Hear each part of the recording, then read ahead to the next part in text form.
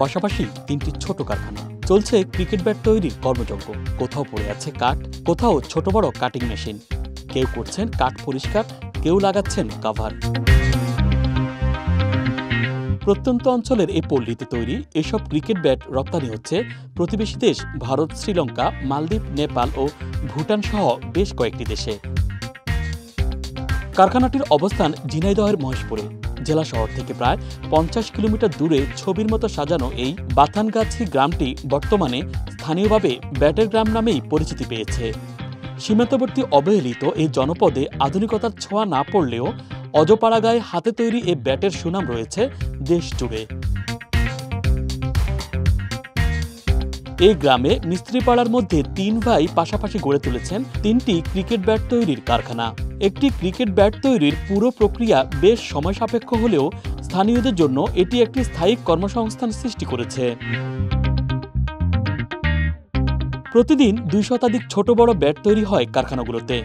প্রকারভেদে 50 টাকা থেকে শুরু করে 300 টাকা পর্যন্ত পাইকারি দরে বিক্রি হয় এই ক্রিকেট ব্যাটগুলো। একটি ব্যাট বিক্রি করলে গড়ে লাভ হয় 40 থেকে 50 টাকা। 24 বছর ধরে চলছে এই ব্যাট তৈরির কাজ। একই সাথে কারখানায় কর্মসংস্থানের সুযোগ রয়েছে 10 থেকে 15 জনের। আর এই ব্যাট দিয়ে মাঠ কাঁপিয়ে অনেকে হয়েছেন তারকা ক্রিকেটার।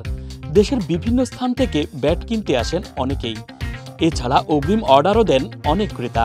এখান থেকে ব্যাট নেওয়ার কারণ হলো যে আমরা সঠিকভাবে কাস্টমাইজ করে নিতে পারি, পারফেক্ট ওয়েট ব্যালেন্স দেখে নিতে পারি আমরা। আমার ক্রিকেটের ব্যাটের হাতে খড়ি এই কারখানা থেকেই।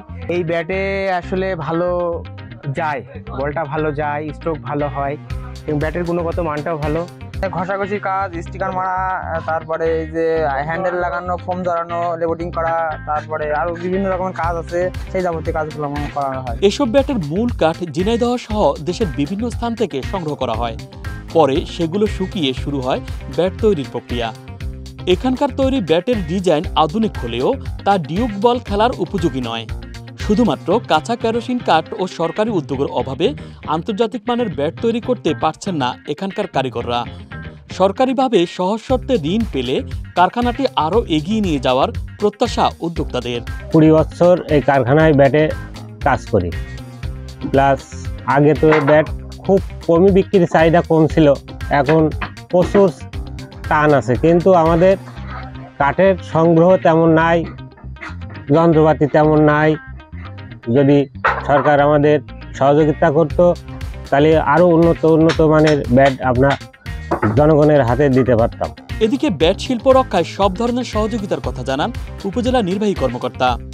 মান্দাবাড়ি ইউনিয়নের বাথানগাছি গ্রামে যে 3টি পরিবার ব্যাট শিল্পের সাথে জড়িত, তাদের সকল ধরনের সাহায্য সহযোগিতা করার জন্য উপজেলা প্রশাসন সবসময় তাদের পাশে থাকবে। যথাযথ সরবরাহ নিশ্চিত করলে এ শিল্প গুরুত্বপূর্ণ ভূমিকা রাখবে দেশের অর্থনীতিতে।